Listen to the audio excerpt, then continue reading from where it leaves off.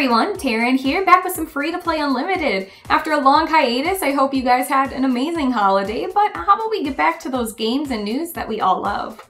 FreeMMOstation.com.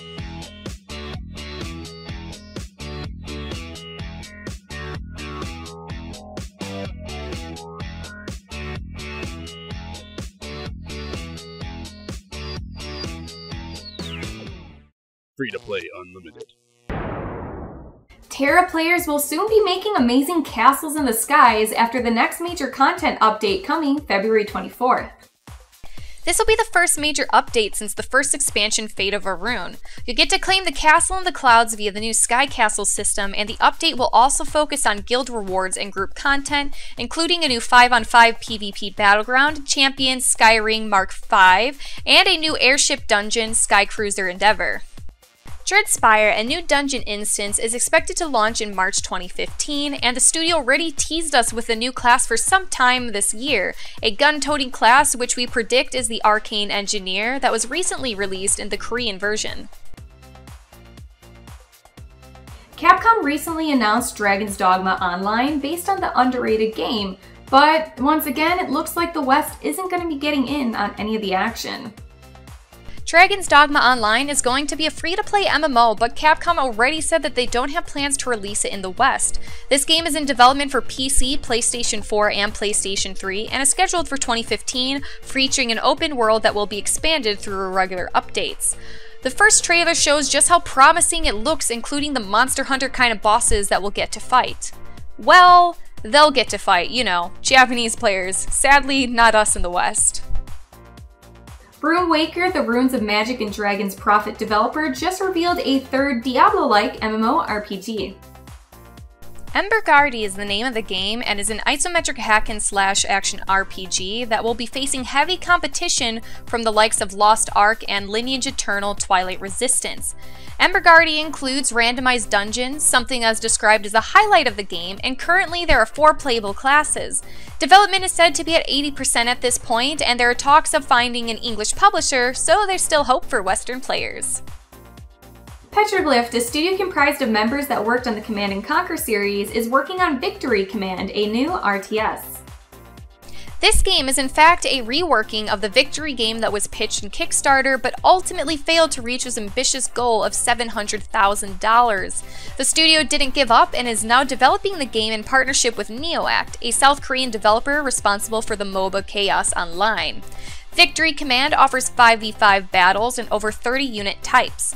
The first closed beta took place last Friday, so sign up if you want to join the next one. We've had so many videos lately, but we want to highlight a couple just for the anime fans: Naruto Online and One Piece Online. Original characters that didn't actually make the anime, and they put them into this game, which I find pretty interesting, that, you know, we get to see these particular characters, and, you know, they kind of look generic in the way how... I'm not exactly sure where the game is in this. It's really more of like an interactive story, which doesn't follow the manga whatsoever. You know, honestly, I was kind of hoping that... It's not exactly common to see racing MMOs, even more so if we're talking about the futuristic racing kind. Let's just say this game could be a nice little gap killer for those who are expecting a new Wipeout. The first one to write the answer in the comments will see his or her name featured in the next free-to-play Unlimited episode. Minecraft will never die, it seems, and neither will all the unfortunate bland clones. However, every now and then a true gem comes out of all the rubble, and this one is called Creativerse. It's a game that definitely demands our attention and respect, and here's why. In Creativerse, you'll be able to explore the rich world, scour the lands for resources and secret recipes, as well as fighting monsters and crafting your dream house, or better yet, your dream town. You can also share your creations with other players or explore your friends' creations.